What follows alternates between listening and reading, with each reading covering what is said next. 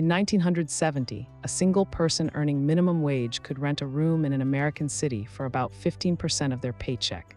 Today, that same room, if it exists, costs 3 times as much.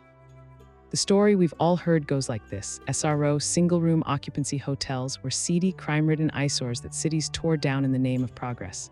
They were bad for neighborhoods. They housed the wrong kind of people. Demolishing them was urban renewal, and for decades that narrative held. But the numbers tell a completely different story. Let's start with what an SRO actually was. Picture a modest hotel, 5, 10, maybe 20 stories. Inside, hundreds of small rooms, not suites, not apartments, single rooms, a bed, a sink, maybe a window. Bathrooms and kitchens were shared down the hall. The rent, cheap, dirt cheap. In the 1960s and 70s, you could live in one for $40, $50 a week. These weren't vacation destinations. They were homes, permanent homes, for dock workers, nurses, clerks, elderly people on fixed incomes, for anyone who needed a place to sleep without the commitment of a lease or a down payment. No credit check, no background screening, just money, a key, and a room. By the 1960s, American cities had thousands of them. New York had over 100,000 SRO units. San Francisco, Los Angeles, Chicago, every major city relied on this housing type. They housed maybe 1 million people quietly, invisibly. They weren't glamorous, but they worked.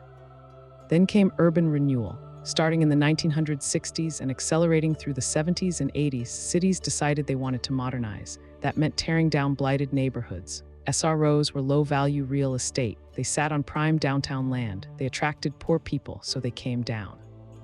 The conventional explanation says this was necessary. Crime was high in SRO neighborhoods. Drugs were a problem. The buildings were deteriorating. Removing them improved the city. That's what the newspapers said. That's what the planning departments argued. That's what most people still believe. But here's where it falls apart. The crime didn't disappear. The drugs didn't vanish, and the neighborhoods didn't improve. What actually happened was this: 1 million low-income people lost their homes. They didn't disappear either. They just moved. Some moved to cheaper neighborhoods. Some moved into larger families' apartments, doubling up, tripling up. Some ended up on the street. And here's the detail nobody mentions. Cities didn't replace those SRO units. They demolished roughly 1 million SRO beds between 1970 and 2000. They built almost nothing to replace them.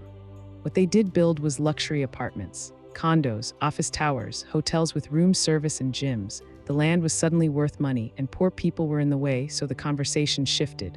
The SROs weren't demolished because they were bad. They were demolished because the land they sat on became valuable. This is the part where the story gets uncomfortable. Urban renewal wasn't an accident. It was policy, federal policy. The government literally funded the demolition of affordable housing in the name of progress, and the people displaced, they were disproportionately Black and Latino. The neighborhoods that got renewed, the ones where low-income communities lived. By the 1990s, SROs were nearly extinct. Cities had demolished them so thoroughly that a whole housing type, one that had sheltered millions, was basically gone.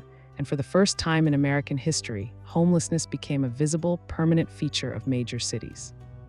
Was that a coincidence, or was it cause and effect? The data suggests cause and effect. Cities that demolished the most SROs saw the largest increases in homelessness. Cities that preserved some SRO stock had fewer people on the streets. It's not complicated. Remove the cheapest housing option and the poorest people have nowhere to go. So what does this mean today? Well, we're facing a housing shortage. Rents are crushing people, single people especially. A studio apartment in many cities costs 40, 50, even 60% of a full-time worker's income. We talk about building more housing, but we never talk about the type of housing we demolished. A few cities are starting to understand this. San Francisco, Los Angeles, Seattle, they're looking at SRO preservation and conversion, not as nostalgic relics, but as practical housing. Because it turns out small rooms for single people are still needed, they're still affordable, and they work. The mystery then wasn't really a mystery. SROs didn't vanish because they were bad housing. They vanished because the land beneath them became valuable and the people living in them had no political power. It was a choice, an economic choice, a policy choice.